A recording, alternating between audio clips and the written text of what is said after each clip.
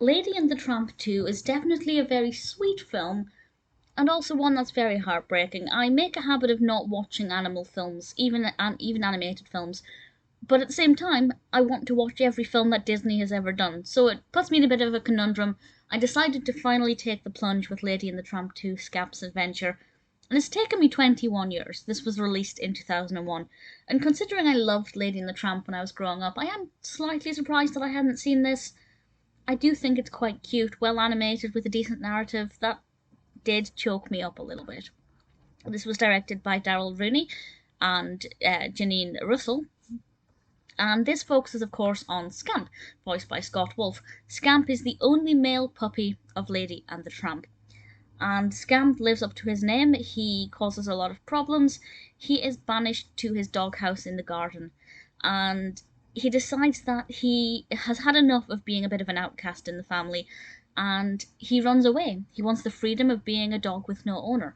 So he runs away and joins this gang of dogs, who of course have got all different kinds of backgrounds and come from different walks of life.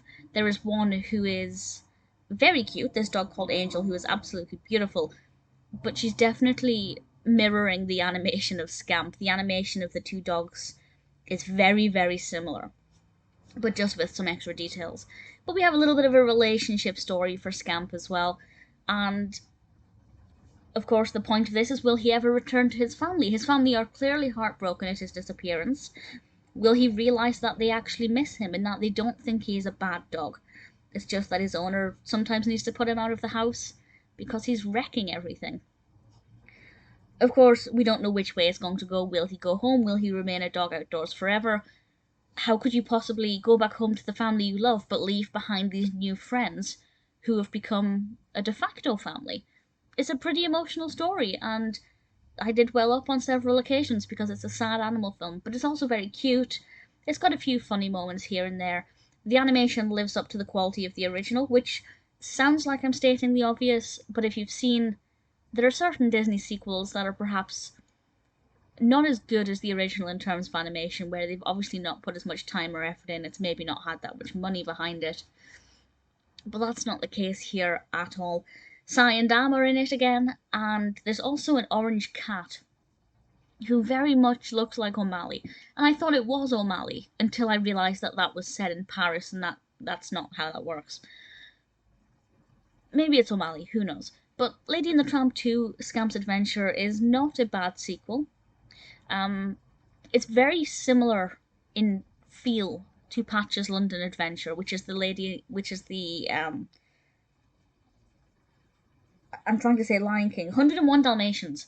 The 101 Dalmatians sequel is Patch's London Adventure. Lady and the Tramp 2 is Scamp's Adventure. It is kind of similar in the way it feels. This puppy dog who feels like an outcast in his family runs away, everyone's emotional, looking for the dog doesn't know what to do. Very similar narrative, just as emotional. It's not bad. It is not a terrible sequel at all. I actually don't know anybody who's watched it, so I'd love to know if you've seen it, what you think of it. Did you like it?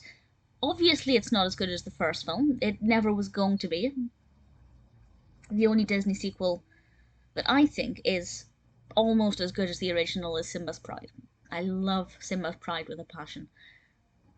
I don't think Lady and the Tramp 2 is that good, but I did thoroughly enjoy it, and if you haven't seen it and you're a fan of the original Lady and the Tramp, I'd say give it a go. Just be prepared for it to be a little bit emotional.